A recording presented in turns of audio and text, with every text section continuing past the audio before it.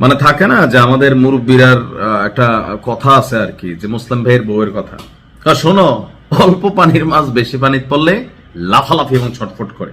ও জামাতের এটিএম আজহারুল ইসলাম ভাই নাকি গোলাম পরোয়ার সাহেব বলছিলেন বাপের থেকে বেশি বুঝো না।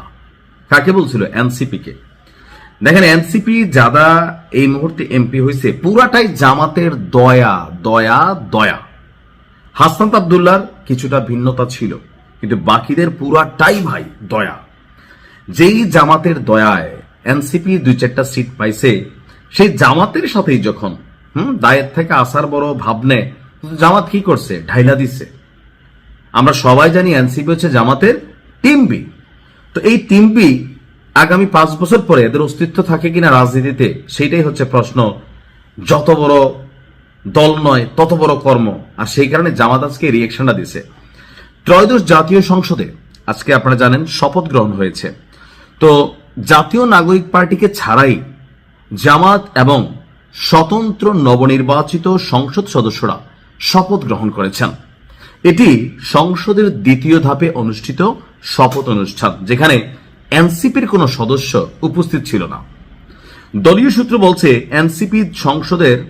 এনসিপি সংসদীয় দলের সিদ্ধান্ত অনুযায়ী সংবিধান সংস্কার পরিষদের শপথের বিষয়ে নির্দিষ্ট ব্যবস্থা না হওয়ায় বা না নেওয়ায় এনসিপি সদস্যরা এই ধাপে শপথ নেননি। ফলে প্রথম ধাপে বিএনপি, পরে জামাত এবং স্বতন্ত্র এমপিরা আজকে শপথ গ্রহণ করে ফেলেছেন। তো এনসিপির এই আপনার কি বলা হয় যে ধরেন শপথ না নেওয়ায় কি কিছু যায় আসে না? বিশ্বাস করেন এনসিপির এই শপথ নেওয়া না নেওয়াতে কোনো কিছুই আমার দৃষ্টিতে আসলে যায় আসে না।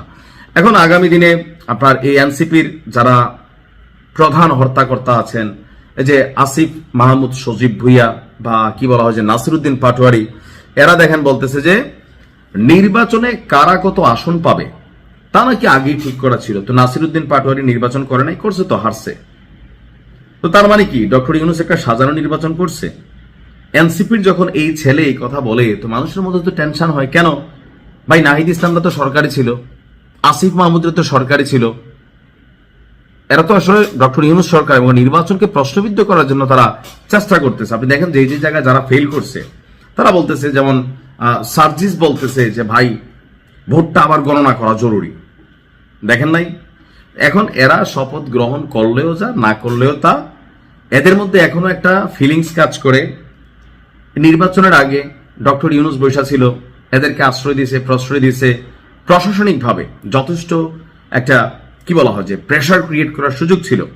দিন শেষে সবাই মনে করতে ইউনূসের লোক। হ্যাঁ, তো ওই যে পুরানো অভ্যাসটা, এই রাজুতে আয়, এই ঢাকা আটে আয়, গেছে কেউ যায় নাই।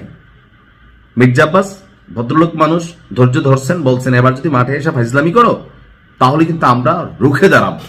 আর সত্যি যদি মির্জা আব্বাস এই মুহূর্তে রুখা দাঁড়ায়, নাসিরউদ্দিন পাটোয়ারিটা ভাইসা যাবে।